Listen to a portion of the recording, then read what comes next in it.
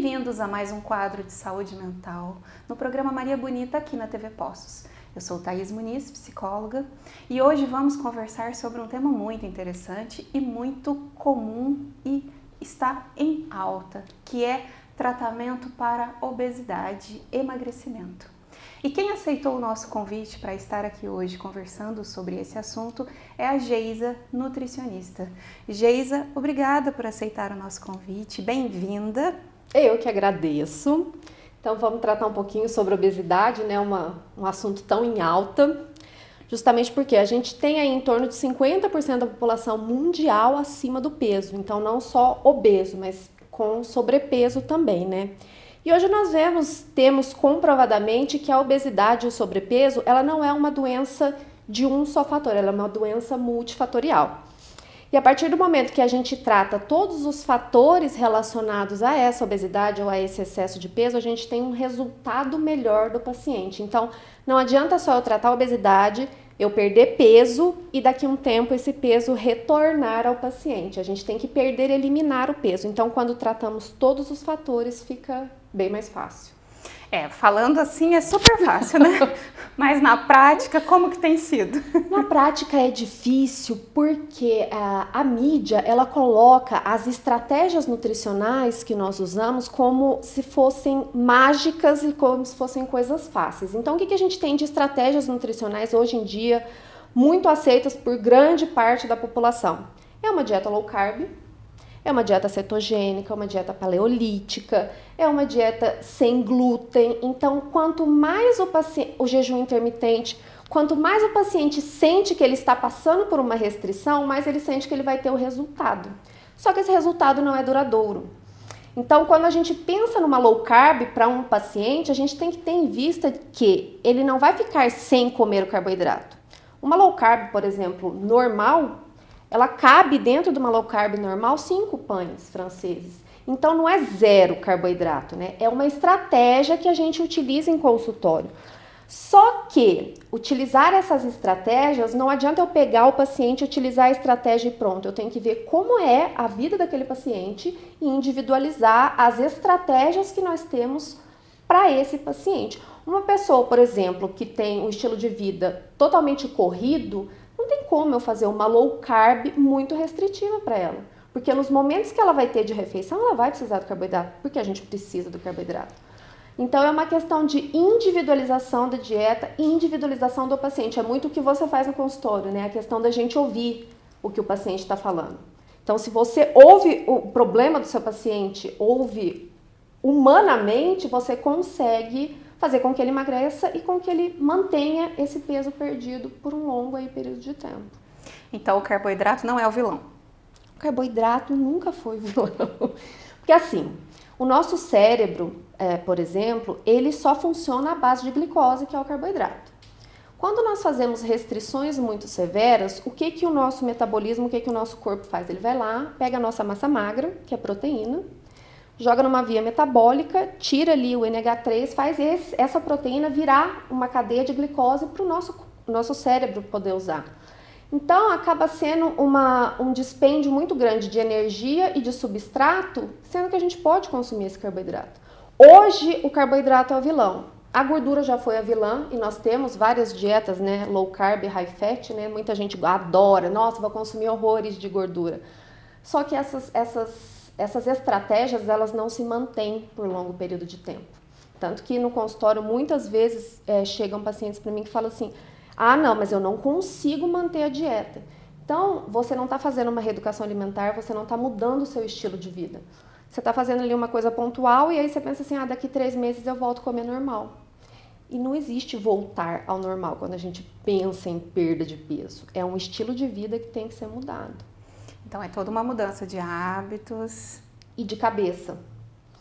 Eu vejo muito em consultório, tem muitos estudos hoje em dia, hoje de manhã eu estava até lendo um que fala sobre a manutenção da perda, né? Porque a perda pontual, ela é muito, assim, relativamente fácil de ser feita. Se você pega qualquer pessoa e coloca ela numa regra ali alimentar, independente da estratégia que você usa, ela vai perder peso em um mês, por exemplo. Ela vai conseguir perder um certo peso, mas ela vai manter essa perda. Então, hoje os estudos mostram o quê? Estudos que acompanham o paciente há 4, 8 anos, eles mostram o quê? Esses pacientes que têm uma perda significativa, superior a 10% do peso corporal, eles conseguem manter essa perda, conseguem se manter no peso conforme estão em acompanhamento nutricional e principalmente psicológico. Porque a maior parte das pessoas desconta emoções na comida. Sim. E a partir do momento que eles conseguem identificar o gatilho e eles estão em acompanhamento multiprofissional, eles ganham um pouquinho de peso, mas eles já retornam, porque não deixa passar. Então, o acompanhamento multiprofissional é o que vai fazer o paciente ter êxito aí na perda de peso. Sim, e a comida, além da gente descontar na comida questões emocionais, a comida geralmente é um reforço, né? Então, eu trabalhei o dia inteiro, eu estou cansada, então eu mereço comer algo gostoso. Ou eu briguei com o namorado, estou deprimida, eu mereço comer muito doce para poder acabar com essa tristeza. Ou fazer um jejum absurdo, estou triste, não entra nada, não desce nada, né? Fora a questão social. Então, chega final de semana, sextou. Para onde a gente vai? Isso é uma estratégia que eu uso muito em consultório. O que eu tenho feito? Eu faço os planos alimentares de acordo com a rotina do paciente. Então, tem paciente que tem 4, 5 planos alimentares ali no celular dele. E como é que geralmente eu abordo? Durante a semana, né, a questão de treino ou não, então ele tem planos alimentares para essa rotina. E também para o final de semana, porque a partir do momento que você consegue colocar dentro da dieta dele coisas que ele gosta de comer no fim de semana, ele tem uma adesão maior ao tratamento e tem um resultado melhor. Então, se no fim de semana, por exemplo, no fim de semana eu gosto de comer bolo de chocolate. Então, em vez de eu manter um déficit calórico de 500 calorias, que é o que eu mantenho durante a semana, eu colocar 100, ou então eu não perco nada, mas não ganho nada no fim de semana, ele vai manter o resultado e vai continuar perdendo. E vai aderir à dieta. Porque quando a gente mostra que está ouvindo, ele fala, não, isso vai dar resultado, porque eu posso comer. E é o que a gente ouve muito, né? Nossa, eu tô perdendo peso e comendo, eu como o que eu gosto, mas esse é o certo. É você saber comer o que você gosta, que geralmente são os carboidratos em excesso, os doces e gorduras, mas também saber equilibrar a alimentação. Então, nós, profissionais da nutrição, qual que é o nosso papel? É ensinar a fazer trocas inteligentes. Então, vamos supor, hoje eu não consegui almoçar. Qual que é o melhor substituto para o meu almoço? É um sanduíche natural, é um salgado frito, é um delivery. Então, o paciente estar no controle de que se eu comer alguma coisa diferente, eu não vou engordar. É o que muitos nutricionistas chamam de comida com outra roupa. Se você pensar num sanduíche natural, por exemplo, a gente tem carboidrato, tem proteína, tem gordura, tem a salada, tem tudo que a gente precisa. E por que eu não posso substituir vez ou outra que eu esteja na correria? Eu posso, não tem problema. Perfeito. E assim, geralmente eu vejo muito aqui no consultório pacientes obesos, né? E que no princípio tem uma perda de peso bacana, daqui a pouco dá aquela estabilizada e aí desiste do processo. Esse ponto que é complicado, porque muita gente começou, eu não preciso mais acompanhar. O que acontece metabolicamente falando? A cada 1 quilo de gordura que eu perco, em média, o meu metabolismo ele cai 30 calorias. Então, é o corpo te avisando que ele quer manter aquele efeito que ele tá, ele quer ficar na homeostasia ali dele. Então, você tá perdendo peso e o seu metabolismo tá caindo. A gente tem estratégias para mudar isso, a melhor de todas é a atividade física. E aí, se você não está em acompanhamento para também estar tendo mudanças no seu planejamento alimentar, realmente você acaba chegando no efeito platô e você acaba desistindo, falar, isso não é para mim. E não é, aí a gente muda e vai mudando coisas pequenas e aí o paciente retoma aí a perda de peso. Mas sempre tem que ter em mente que é um processo. E um processo, ele não é uma linha reta, ele tem os seus altos e baixos. É isso que eu gosto de deixar muito claro para o paciente. Seu objetivo são perder 20 quilos, você não vai perder em 6 meses porque você não ganhou em 6 meses. Demanda tempo. E vai muito de organismo, né? Porque a gente percebe pessoas que têm uma facilidade absurda e pessoas que às vezes estão fazendo tudo milimetricamente perfeito e não funciona ou demora muito mais, né? Porque a gente tem questões hormonais envolvidas, né? Hoje em dia a gente estuda muito resistência à insulina, que dificulta muito a perda de peso. E o que piora a resistência à insulina? O excesso de gordura, que vai deixar a insulina ali em excesso, a gente vai ficar resistente a essa insulina. Aí junto com a gordura vem algumas citocinas inflamatórias, então assim, é um processo difícil. São hormônios, não só esses dois, mas a gente tem leptina, tem grelina, tem N hormônios relacionados ao excesso de gordura. Então, não é assim uma conta, como muita gente fala, é só fechar a boca. Se fosse, a gente não teria, né, tantas pessoas obesas ou com sobrepeso no mundo, né? Então, são contas que têm que ser fechadas? São, mas a gente tem que analisar cada paciente de um modo. Olha, esse paciente, por exemplo, ele pode ter uma resistência à insulina, vamos trabalhar esse lado. Da resistência à insulina, se pulou para o diabetes, por exemplo, a gente tem que associar ali o tratamento com o endocrinologista. Então, é sempre olhar o paciente como um todo e sempre avaliar o exame, que eu vejo que muitas vezes aqui em Pouso Alegre as pessoas me falam que o nutricionista não pede nenhum exame. O ideal é a gente avaliar bioquimicamente o paciente, justamente para poder ajudar como um todo. Que aí você consegue ter uma visão maior desse metabolismo dele, né? Justamente, porque muita gente fala assim, não existe metabolismo lento. Realmente, não existe metabolismo lento, cada um tem o seu metabolismo. Então eu posso gastar 2.000 calorias em jejum e você pode gastar 1.500. Isso aí é o seu corpo, então por isso que a dieta tem que ser tão individualizada. Não adianta eu pegar a sua dieta que eu não vou ter o seu resultado.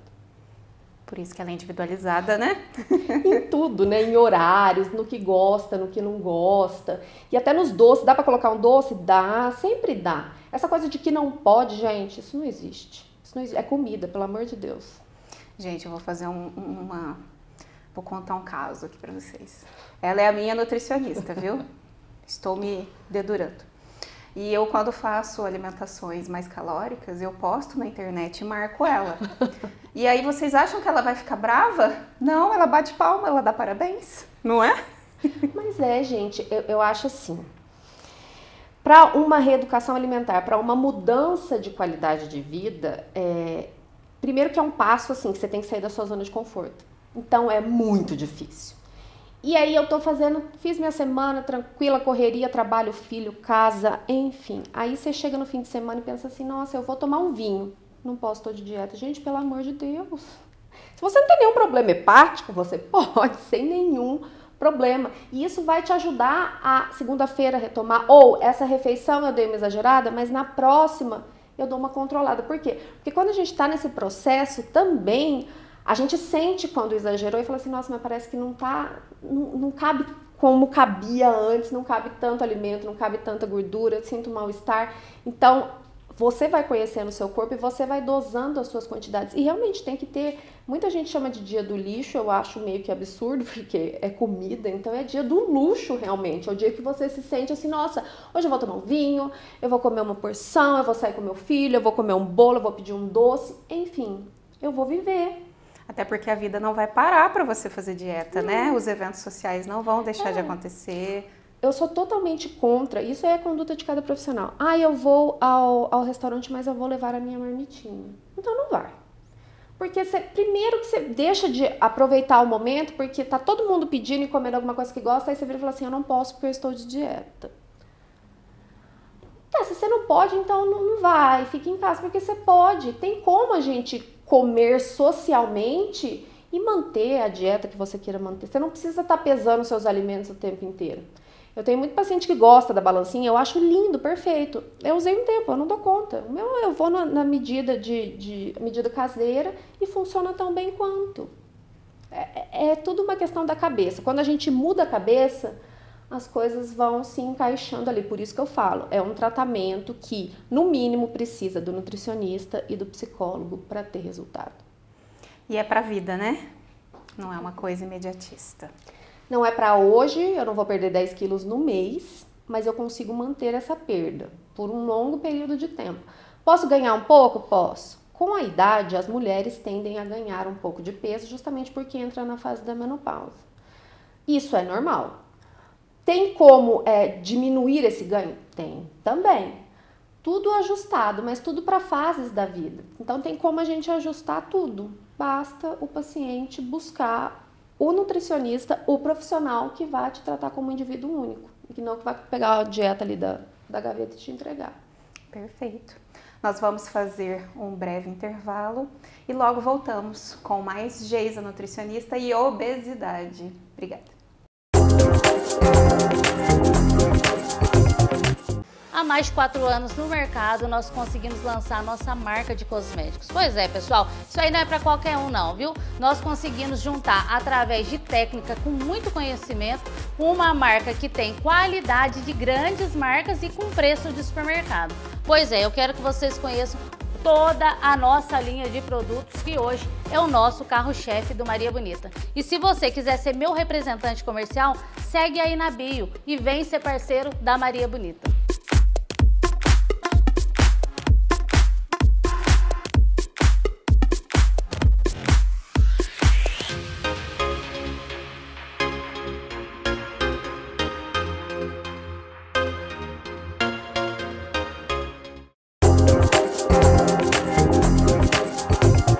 Voltamos. Estamos conversando sobre intolerâncias e alergias alimentares. Deixamos para esse bloco um assunto polêmico, o famoso glúten. E aí, o glúten é vilão? Não é vilão? Como é que é essa história aí, Geisa? O que é o glúten? Para começo, o glúten ele é a proteína que a gente tem no trigo. Ele é vilão para quem tem doença celíaca, por exemplo. A doença celíaca, ela é uma alergia alimentar. Então, o paciente que tem doença celíaca, quando ele consome carboidratos que tenham glúten, né, a grande maioria contém cevada, pão, trigo, até a nossa aveia, que é manufaturada junto com o trigo, ela tem um resquício de glúten.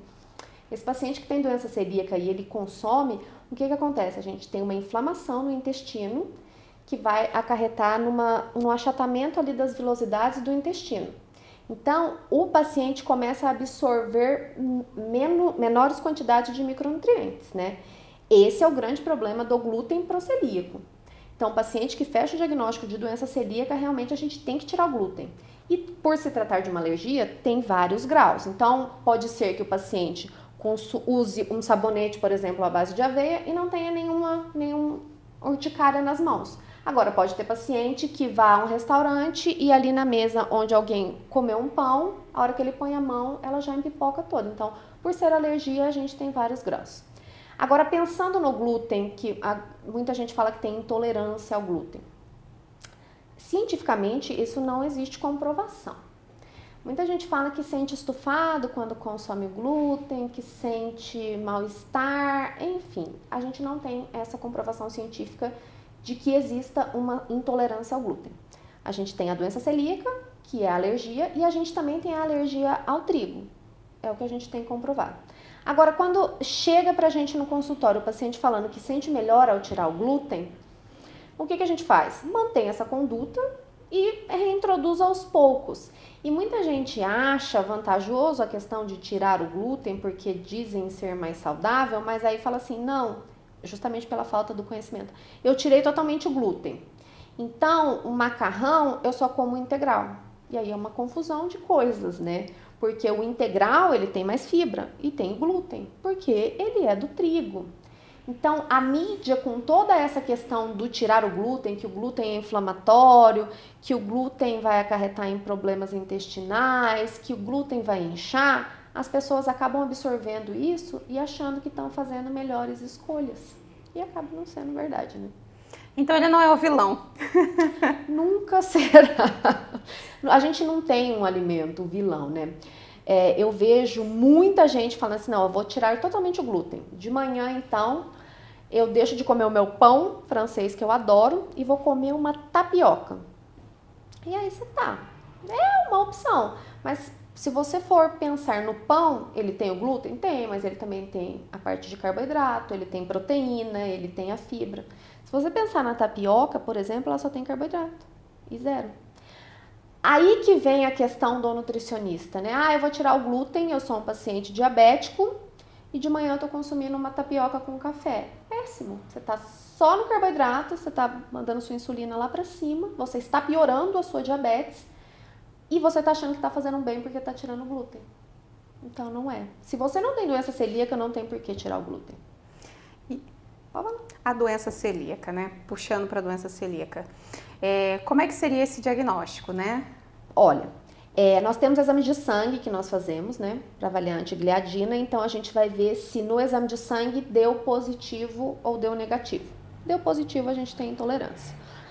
Além dele, a gente tem a colonoscopia que fecha o diagnóstico da doença celíaca. Geralmente o paciente com doença celíaca, ele tem esse achatamento das velocidades intestinais. Por ser um tipo de alergia que dificilmente acarreta em fechamento de glote, muitas pessoas vão descobrir só na fase adulta.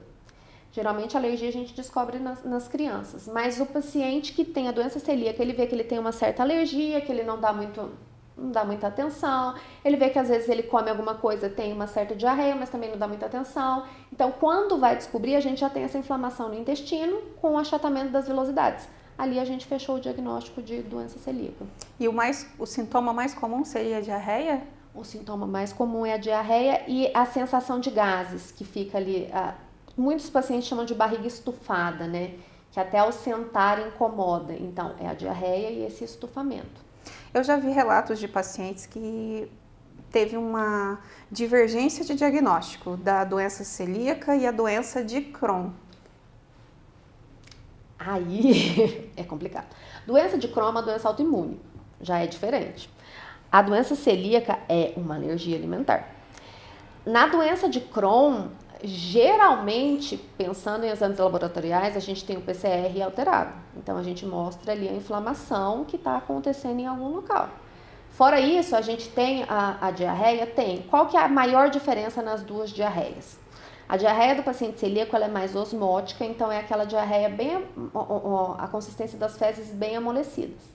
O paciente com doença de Crohn, além dessa diarreia osmótica, ele tem restos de comida nas fezes, porque passa e ele não digere. Então tem uma diferença grande até em relação às duas doenças, até pensando na histologia, né? Quando a gente faz a colonoscopia, até pensando na histologia, elas são diferentes entre olhar o microscópio de uma doença celíaca com uma doença de Crohn. E pode acontecer as duas ao mesmo tempo? Poder até pode, mas aí, pelo amor de Deus. Sabe por quê? Porque o paciente com doença de Crohn, ele vai ter que tomar imunossupressores para a vida toda. E ter uma conduta alimentar muito correta. Porque, pensando na doença de Crohn, o excesso de carboidrato, ele vai acarretar numa maior inflamação intestinal. Então, ele tem que ter uma dieta mais regrada. O paciente com doença celíaca, a gente tira o glúten e aí tudo funciona normalmente. Geralmente, doença de Crohn, além dessa questão do carboidrato, a gente tem intolerância à lactose, então a gente tem outros fatores envolvidos ali junto com essa doença autoimune. Então, no dia a dia, né, que muitas pessoas, às vezes, voltando para a questão do glúten, tem aquele terror com o pãozinho, né, não quer comer pãozinho, acha que o problema é o pãozinho ou o macarrão, porque o glúten engorda. Então, hoje você conseguiu desmistificar essa questão. O glúten não engorda, gente, nada engorda. O que engorda é a gente comer mais do que a gente gasta, falando de um modo bem simples. Claro que tem fatores que influenciam, mas é comer mais do que a gente precisa. Não é o glúten. E sempre vai ter um vilão. A mídia sempre vai colocar um vilão.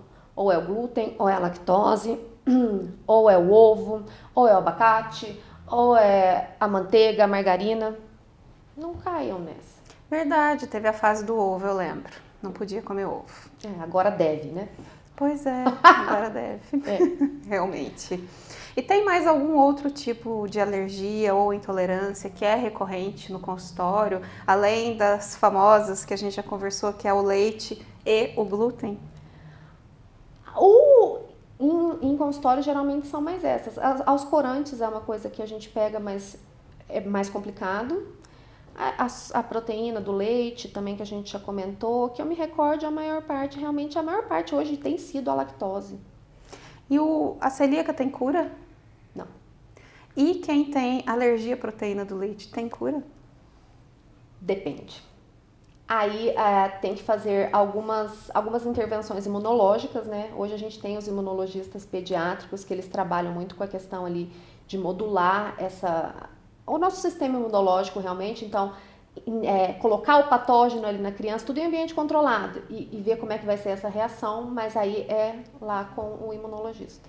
Pode ser que cure. Que eu já vi relatos de crianças que numa conforme determinada ocorre fase... a maturação, também pode ser que melhore. Tem gente até que melhora sozinho. Mas a criança geralmente tem que passar ali pelo imunologista pediatra. Mas então não é uma coisa assim, não são todos os casos, tem Não, casos que se que levam se levam para a vida toda. Nossa. E a questão dos corantes, seria qualquer corante ou tem algum que é o vilão de todos? Os corantes que a gente usa geralmente são industrializados, né? Então tudo leva a um corante. Por exemplo, a famosa Coca-Cola, a gente tem um corante caramelo. O paciente que tem uma intolerância a corante jamais pode consumir uma Coca-Cola, por exemplo. Já pensou uma criança que nunca... O meu nunca consumiu, mas tem criança que desde 1 ano de idade está consumindo Coca-Cola. Então, assim, acaba sendo traumático para a mãe, não para a criança. Geralmente é para mãe, né? Porque ela, nesse momento, ela se coloca no lugar da criança e como assim, vai ficar sem Coca-Cola? Mas é um veneno, né? Não precisa, não tem necessidade. E aí a questão do corante, as reações são semelhantes à do leite, por exemplo? A do leite, a gente pode ter o fechamento da glote na criança, depende do grau dessa alergia, né? Mas é bem grave, porque tudo vai corante. Aí a gente tem que buscar os corantes naturais. E aí você tem que modificar a dieta de uma forma... Da família toda. Da família toda. Porque quando é assim, não pode entrar corante em casa para ninguém. Poder até pode, mas aí como é que você vai fazer a sua criança perceber que ele não pode e você pode? Nossa, é bem complicado mesmo. Então hoje você conseguiu desmistificar o pãozinho. Você apresentou a questão do leite, que também durante muito tempo já foi vilão. Ao mesmo tempo tem toda uma questão de se exigir que a criança beba leite all forever, e a gente viu que isso não é tão exigente assim. Você sabe que eu tinha culpa? Porque o meu filho também, depois que desmamou, não quis mamadeira, e eu achava que ele tinha que tomar leite. E aí não ia. Eu falei, tá bom, não vai, vamos repor com outras, né, queijo, Danone, iogurte, e aí veio bem e funcionou. Brócolis. O meu come a arvrinha, ele fala. Funciona. E aí não tem essa pressão, né? Porque antigamente haviam relatos, inclusive, de crianças que apanhavam, né, para tomar leite. E aí entra mais no seu lado ainda. Sim. Porque aí aquela criança, ela acaba gerando um trauma em cima de certos alimentos. E aí a gente vê muitos adultos que não consomem tal grupo alimentar por conta disso lá da infância. Que aí gera todo um trauma, né? Então aquilo ali remete à dor, remete a sofrimento, e eu não quero passar por isso novamente, né? E aí gera todo um processo compensatório depois de, já que eu não como tudo isso aqui, eu vou compensar no outro. Por isso aqui.